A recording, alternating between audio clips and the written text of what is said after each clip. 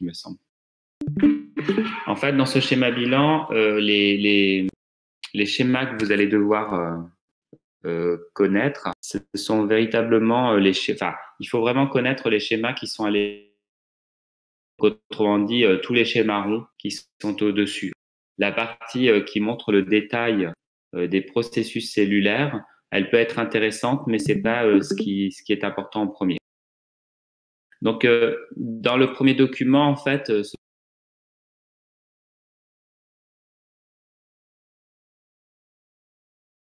pour l'induction du mésoderme, c'était le document 5 de mémoire. En fait, il traitait sur de la bêta-caténine. Cette bêta-caténine, en fait, c'est une protéine qui est héritée de la mère. Hein, donc, c'est une protéine, on dit maternelle, et qui est présente dans tout l'ovocyte. Donc, ici, vous avez une coupe d'un ovocyte 2 avec, du coup, ce que j'ai rajouté. Hein, vous pourrez le rajouter. J'ai mis ici les petits pigments mélanine, autrement dit les granules pigmentaires qui donnent, du coup, la calotte pigmentaire. Hein. Donc, ça veut dire qu'on a affaire ici à l'hémisphère animal, alors qu'en dessous, on a affaire à l'hémisphère végétatif. Hein, on est ici en coupe. Hein. Il faut faire attention de bien regarder si ce sont des coupes ou si ce sont des vues externes. Ici, le spermatozoïde va venir fusionner ici. Donc, on va avoir ici la piqûre spermatique qui va indiquer du coup le côté ventre, et de l'autre côté, du coup, on a le côté dos. Alors déjà, dans cet ovocyte, eh ben, on a la présence de cette protéine bêta-caténine qui est présente partout dans le cytosol, hein, de l'ovocyte, mais qui est de plus en plus concentrée en allant vers le pôle animal. En périphérie, vraiment dans la partie, on dit corticale, dans le cortex de l'ovocyte, on a la présence d'ARN messager Wnt11 ainsi que d'une protéase activatrice de la protéine VG1. Donc là, on est avant la fécondation. La fécondation a lieu et on sait que 30 minutes après la fécondation, on a ce qu'on appelle du coup la rotation corticale. Cette rotation corticale, en fin de compte, elle ne va concerner que la périphérie, hein, de l'ovocyte. Donc, il n'y a pas le milieu, il n'y a pas le centre. Hein, donc, c'est uniquement la couche la plus périphérique qui contient notamment les granules pigmentaires. Et donc, cette rotation, elle se fait dans le sens,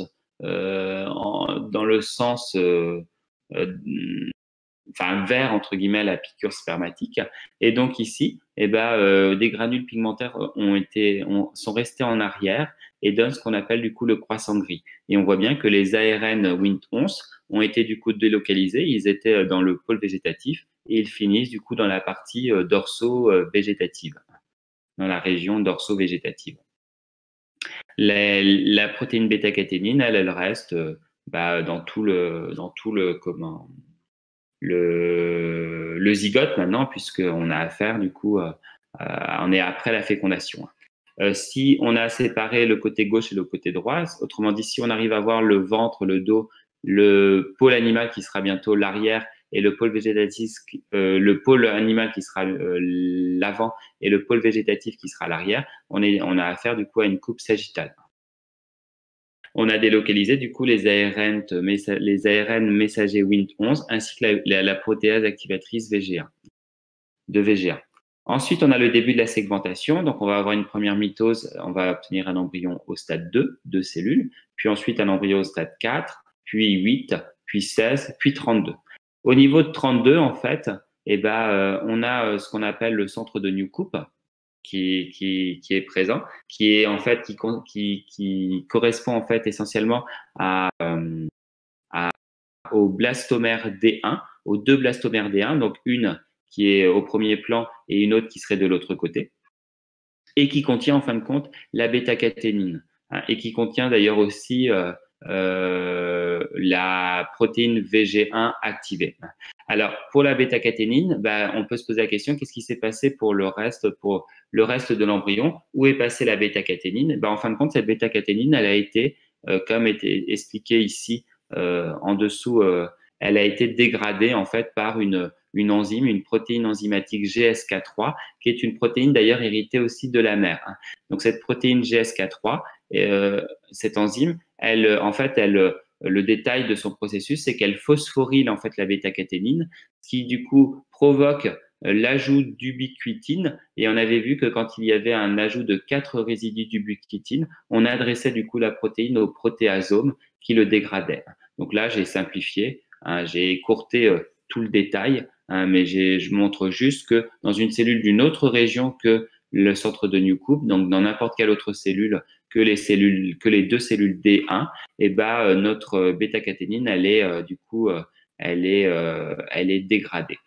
Pour les autres, dans le centre de Newcoop, hein, alors qu'est-ce qui va se passer dans ce centre de Newcoop? Et ben en fait, notre comment, nos cellules en fait vont produire en réalité elles vont traduire en fait les protéines Wnt11, enfin les ARN messagers Wnt11, et du coup synthétiser du coup les protéines Wnt11 qui vont être exocitées et elles vont se fixer en fait sur le comment sur leur récepteur, et ça va activer du coup la protéine DSH, qui est une protéine aussi héritée de la mère et qui va inhiber la GSK3. Donc cette GSK3, eh ben elle ne va pas du coup détruire la bêta-caténine. Cette bêta-caténine en réalité, c'est une protéine qui est nucléaire et qui va se fixer sur une séquence régulatrice enhancer pour aller stimuler en fait la transcription de gènes qui dorsalisent l'embryon, hein, qui seront à l'origine de la formation du dos de l'embryon. Mais ça, par contre, ce sera après, hein, quand on aura passé la transition blastuléenne, hein, c'est-à-dire on n'est pas, c'est au 12e cycle cellulaire, donc à la 12e série de mitose. Alors ici, j'attire votre attention sur les comment, sur les, oh je vois qu'il y a une erreur d'ailleurs, sur la légende. Donc quand j'ai mis des flèches avec comme ça une flèche qui s'arrête brutalement, et ben c'est une inhibition. Quand j'ai mis une flèche avec une flèche classique, c'est une stimulation. À pas confondre avec ces flèches-là, hein, qui sont pas des stimulations, mais qui sont juste pour raconter l'histoire, pour donner la chronologie. On voit bien qu'il y a deux types de flèches. Alors, vous faites attention, quand j'ai souligné, c'est que il s'agit d'un facteur spécifique de transcription. Hein, donc, faites attention, les facteurs spécifiques de transcription se fixent bien sur les enhancers et les silencers, et non pas sur le promoteur. Ça, ce sont les facteurs généraux de transcription. Et par contre, là, attention, il y a une erreur, il va falloir que je corrige. Les facteurs paracrines, comme par exemple Wnt11, je les ai mis en italique. J'ai mis le nom de la protéine en italique quand c'est des facteurs paracrines. Donc, pour l'instant, tout ce que j'ai raconté ici, ce sont des molécules qui ont été héritées de la mère. Alors, on a fait du coup hier, on a regardé tout ce cours ici, la suite en fait. Alors, est-ce qu'il y a des questions sur ce premier schéma bilan? Donc, sur la suite du cours, c'était le document 6, hein, c'est ce qu'on a vu du coup hier. Et sur ce document 6, en fait, nous avons du coup la suite. On s'était arrêté du coup à un embryon au stade 32 cellules. Hein, donc, du coup, on est au stade morula. Là, maintenant, on a affaire à une jeune blastula. On ne voit pas le blastocèle puisqu'on a affaire à une vue externe et non pas à une vue à une coupe. Donc, j'ai remis pôle animal, pôle végétatif, ventre et dos. J'ai remis du coup ici, on a toutes les cellules, tous les blastomères qui sont des macromères qui forment du coup le centre de Newcoop, avec du coup la protéine bêta-catéinine, avec aussi la protéine VG1 qui a été activée. Hein, donc c'est dans cette zone-là qu'elle est active puisque c'est grâce à la délocalisation de la protéase qui provoque son clivage protéolytique activateur. Hein.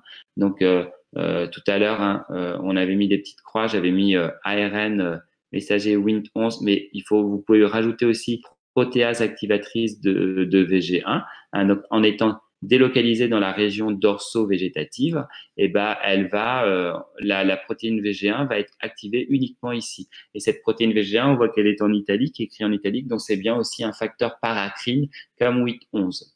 Et puis vous avez toute la partie basse de l'hémisphère végétatif qui va contenir une autre protéine, la protéine VECT. Alors, cette protéine VECT, elle n'est pas héritée sous forme de protéine, elle est héritée sous forme d'ARN messager. D'ailleurs, comme la protéine, comme pour VGA. Et du coup, ces ARN messagers, en fait, ils sont traduits et donnent du coup la protéine VGA activée uniquement dans le centre de Newcoop et la protéine VECT qui, elle, est soulignée. Donc, il s'agit d'un facteur spécifique de transcription. Alors, ce qui va se passer, c'est que au niveau de notre centre de Newcoop, on a du coup la protéine bêta-caténine ainsi que la protéine VG1 et on a aussi en plus la protéine VECT. Donc, on a les trois protéines qui sont présentes dans le centre de Newcoop et ces trois protéines, en fait, elles vont venir activer en fait la transcription du gène nodal. Donc, si on parle de transcription, ça veut dire qu'on a affaire du coup on est après forcément la transition blastuléenne pour pouvoir du coup faire de la transcription. Sinon, on n'a pas les phases G1 et G2. Donc, bêta 4 se fixe sur un enhancer, VECT se fixe aussi sur un enhancer et elles vont stimuler du coup l'initiation de la transcription et donc stimuler la transcription même en synergie puisque la stimulation de la seule bêta 4 plus la stimulation de VECT, de la seule VECT, est inférieure si on fait la somme quand j'ai les deux en même temps. On a vu qu'on a un phénomène de synergie. Pareil pour VG1. VG1 va se fixer sur ses récepteurs et alors on n'a pas tout le détail et encore très mal connu, mais il va y avoir aussi une stimulation en fin de compte de la transcription de nodal par ce facteur paracrine qui est la protéine VG1. Donc, bêta 4 va amplifier l'effet de VECT, va amplifier l'effet de VG1 et du coup, au niveau du centre de Newcoop, dans ces cellules, là, attention, on n'a pas deux cellules D1 et D1. Là, cette fois-ci, on est sur plusieurs centaines de cellules puisqu'on est bien après, on est dans la jeune blastula. Donc là, on a un embryon qui est déjà constitué de plusieurs milliers de cellules. Et du coup, on a la transcription de nodal qui va du coup donner l'ARN messager de nodal qui va être traduit et qui sera exocité, donc sécrété, puisque la protéine nodale est une protéine, c'est une molécule paracrine. Il y a quelqu'un qui a oublié, Clotilde, tu as oublié de couper ton micro. Est-ce que vous avez des questions sur ça? Alors, si je prends les autres cellules qui sont qui sont dans la région latérale et latéro-végétative et les cellules qui sont en ventro-végétative, donc toute cette zone-là finalement, donc pas le centre de Newcoop, et ben ces cellules-là, elles n'ont que VECT. Donc autrement dit, elles vont avoir simplement, si on faisait le schéma, alors là je suis sur une cellule du centre de Newcoop, mais si je faisais une cellule de la zone, de la région latéro-végétative ou ventro-végétative, et ben j'aurais que VECT qui agirait, pas bêta 4, pas VG1. Donc, il n'y aurait pas cette synergie. Et du coup, je vais faire une transcription, mais une transcription à bas niveau, entre guillemets. Je vais avoir beaucoup moins d'ARN messager que dans le centre de Newcoop et donc beaucoup moins de protéines nodales. Donc, ce qui va se passer, c'est qu'on va créer du coup un gradient de concentration de la protéine nodale. Et ce gradient de concentration de la protéine nodale, il sera du coup croissant en allant vers le centre de Newcoop. Cette protéine nodale, elle va diffuser, notamment dans la zone qui est au-dessus, la zone marginale. Et du coup, les cellules qui sont ici, qui sont dans la zone marginale dorsale, elles vont recevoir beaucoup de nodales, alors que plus je vais m'éloigner de cette zone-là, donc plus je vais me rapprocher de la zone marginale ventrale et moins il y aura de protéines nodales. En parallèle, les cellules les macromères de l'hémisphère végétatif vont produire une autre protéine paracrine qui s'appelle FGF. Alors, c'est même une famille, il y en aura plusieurs. Hein, ce sont les facteurs de croissance, growth, hein, pour le G, facteurs de croissance fibroblastique. Toutes les cellules de la zone marginale vont recevoir la même quantité de ce facteur paracrine. Alors là, on arrive du coup à la notion de signal, de signaux plutôt. En fait, on va les cellules de la zone marginale, quand elles vont recevoir du nodal et du FGF, qui sont des facteurs paracrines, donc qui agiraient de la même façon que VG1, hein, donc autrement dit en se fixant sur un récepteur sur les cellules, sur la membrane plasmique des cellules marginales, et ben elles vont activer du coup des gènes du mésoderme, hein, mais des gènes du mésoderme général, comme X brachyurie. Hein, donc, autrement dit, toute la zone marginale va être induite, va être déterminée à devenir du mésoderme, grâce justement à l'action de nodal et à l'action de FGF, qui vont induire du coup ces gènes du mésoderme général. Donc, ça veut dire qu'on est en train, de sitôt qu'on est au niveau de la blastula moyenne, on a toute ma zone marginale, ça y est, elle est déterminée. Elle devient, elle va devenir du mésoderme. Autrement dit, je peux dire que ici, j'ai déjà le territoire présomptif du mésoderme. Donc, ça veut dire que si je prends une cellule ici, cette cellule, elle va devenir du coup des cellules mésodermiques. Si je la cultive. Dans la zone 1, en fait, les cellules vont recevoir que du FGF, pas de nodal, puisqu'on est loin du centre de Newcomb. Hein, on est le plus loin du centre de Newcomb. Et ça va constituer ce qu'on appelle le signal 1. Et ça va, hein, quand on ne reçoit pas de nodal, on va du coup induire la formation, la transcription, excusez-moi, de gènes du mésoderme ventral, comme par exemple BMP4, hein, dont on va parler aujourd'hui.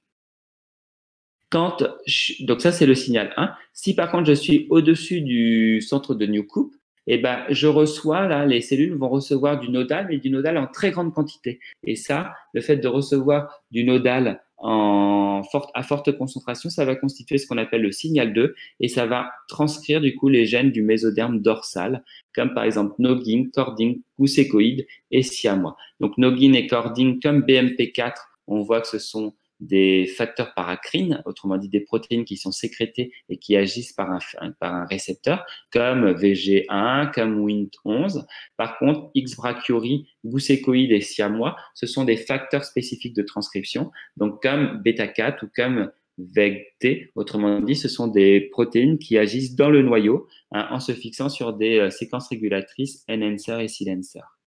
Donc là, ce qu'on voit, c'est que ce schéma-là, il montre déjà l'induction finalement du mésoderme et même une induction du mésoderme dorsal du côté finalement du croissant gris, hein, puisque le croissant gris est dans cette zone-là, et de l'autre côté du mésoderme ventral, hein, avec le signal 1. Est-ce qu'il y a des questions?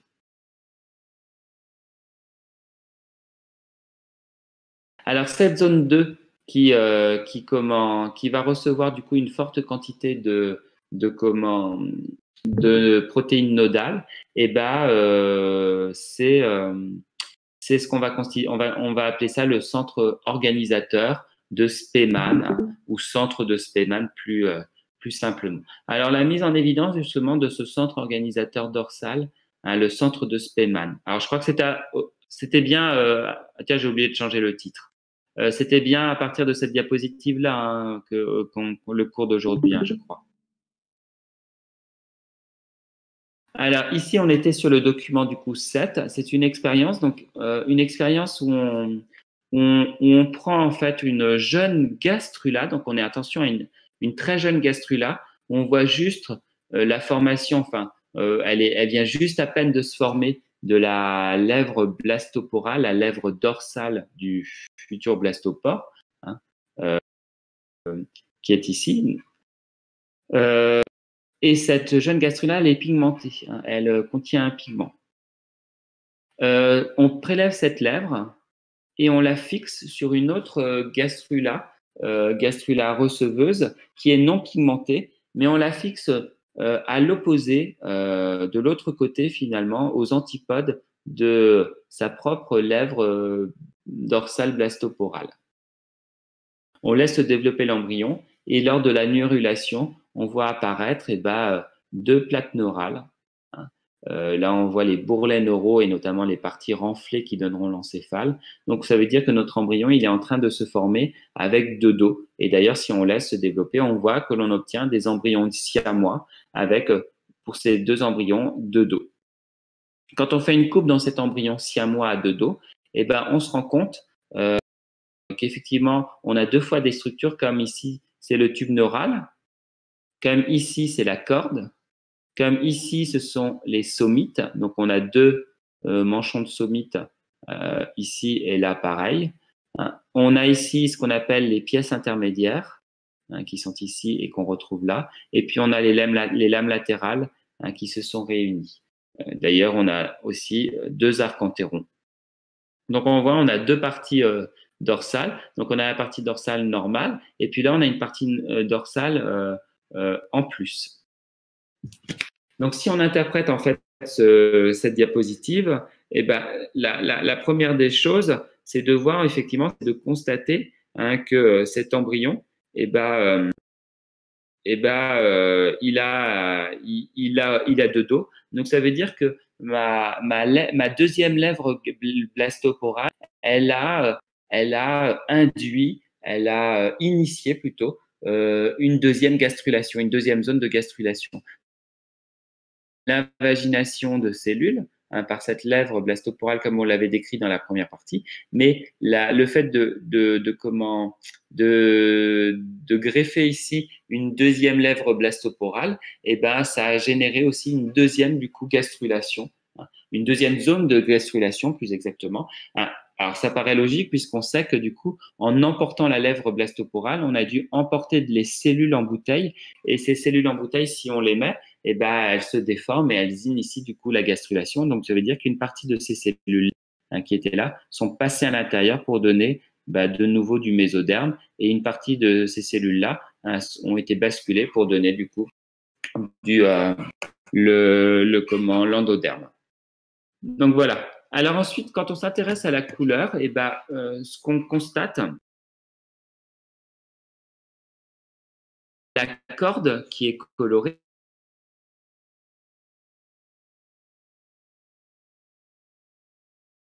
proximale. Alors elle est proximale par rapport à quoi? En fait, elle est proximale par rapport au tube nerveux.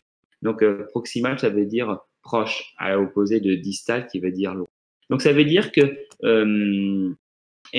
si ces cellules sont colorées, c'est que ces cellules, elles proviennent justement de cette zone-là, des cellules qu'on a greffées, autrement dit du greffon. Donc, ça veut dire que les cellules qui sont proches, qui sont au-dessus de la lèvre dorsale blastoporale, ou qui sont dans cette zone-là, ce sont des cellules qui finissent dans le devenir et de finir du coup dans la corde et dans la partie proximale des somites.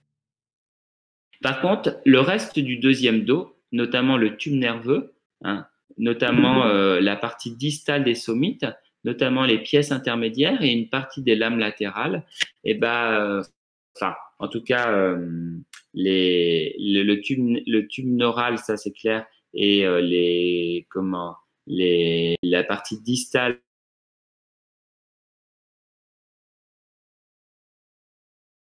sont pas nulles. Elles ne proviennent pas du coup du greffon, mais elles proviennent bien de l'embryon greffé. Or, ces cellules, normalement, elles ne devaient pas avoir comme devenir, en étant ici, elles ne devaient pas devenir en fait des cellules du mésoderme et des cellules de l'ectoderme neural. Elles ne devaient pas devenir un tube distal.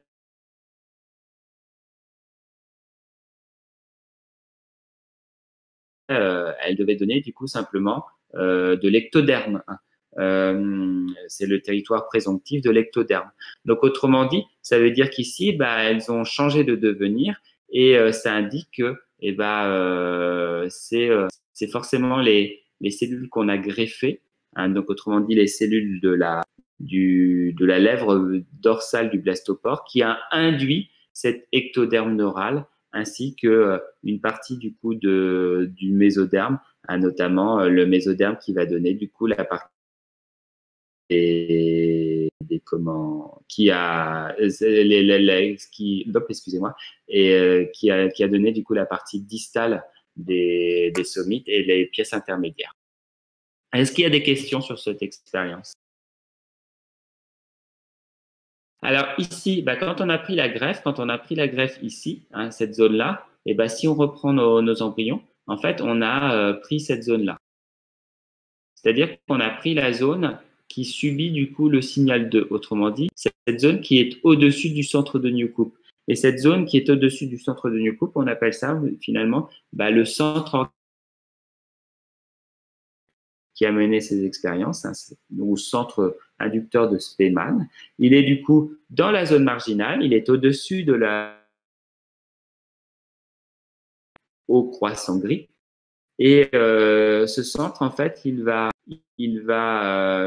c'est un centre c'est une zone qui est déterminée à devenir du coup du mésoderme cordal et une partie des somites, du mésoderme somitique proximal, mais c'est aussi une partie qui va induire du coup, qui va être source de signaux qui vont induire du mésoderme, qui vont régionaliser le mésoderme, puisqu'ils vont permettre de la formation du coup de mésoderme somitique distal, de pièces intermédiaires et peut-être d'une partie d'une partie des lames latérales. En fait, à partir de cette zone-là, on va générer ce qu'on appelle un gradient de concentration d'une protéine qui va faire une induction différentielle selon sa concentration. Donc, on a bien encore affaire à ce qu'on appelle une protéine morphogène. Alors, ces protéines, ça va être justement cording et nogging. Et quand leur concentration est très forte, ça va donner du coup de la corde. Quand la concentration va être un peu moins forte, ça donnera des somites. Quand la concentration sera plus faible, ça donnera du coup des très faibles, ça donnera du coup des lames latérales. Alors, qui sont ces molécules?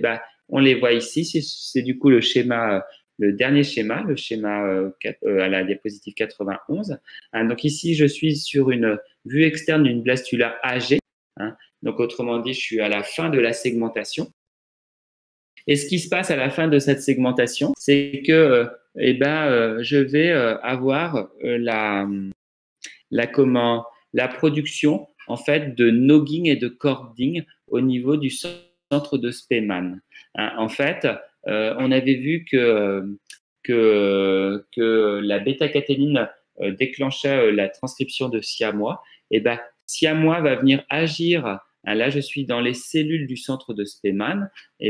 Siamois va se fixer sur un enhancer pour aller activer la transcription de gousécoïdes, de cording et de noggin.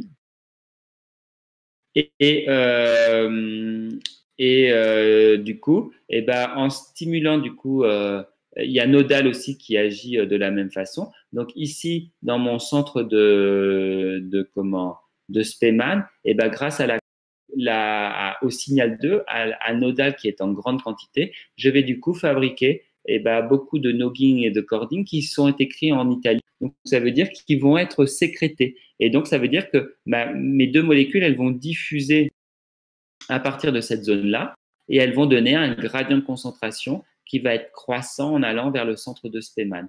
Donc ici, c'est pour cela que j'ai mis du coup ici une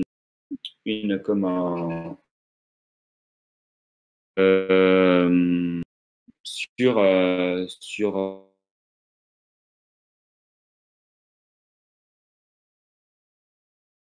je me rappelle plus. Est-ce vous aviez ça à étudier aujourd'hui ou pas? Ou ça allait jusqu'au centre de Spemann? Si vous étudiez, je vais reprendre. Non, on allait jusque là. Donc là, je vais un petit peu plus loin. Bon, juste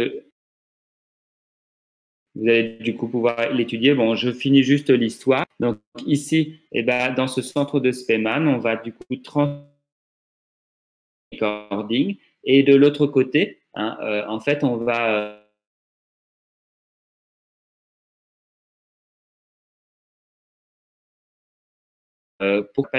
ce sera grâce à Goosecoid qui aura un rôle véritablement de pivot.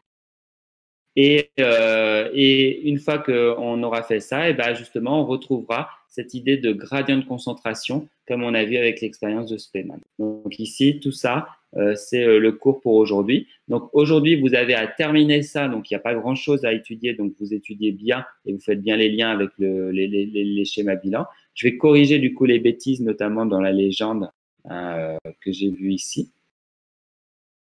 Ça doit être marqué en italique et non souligné. Ce que vous faites bien aussi, c'est que quand vous aurez le dernier du coup schéma ici, vous ferez bien le lien avec le schéma qu'on a fait là. Et on va retrouver justement effectivement que dans la zone marginale, c'est bien le mésoderme et qu'on a une régionalisation du mésoderme, puisque ici on a le futur mésoderme cordal, ici le futur mésoderme sommitique et ici le futur mésoderme des lames latérales. Ça va correspondre à nos trois zones-là. Donc vous faites bien ces liens-là.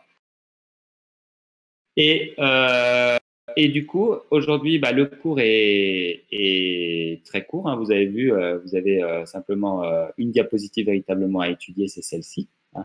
Il y a assez peu de cours. Et ça veut dire que ce que j'attends de vous, c'est que vous fassiez vraiment toute la lecture sur l'induction, qui est une partie qui est compliquée, hein, qui est la partie compliquée du coup de ce chapitre. Et demain, du coup, c'est des questions, hein, sur cette partie-là pour voir si vous avez bien compris, hein, pour lever toutes les zones d'ombre. Alors, ces questions, elles peuvent venir ici aussi dans le forum, hein, si vous avez des difficultés.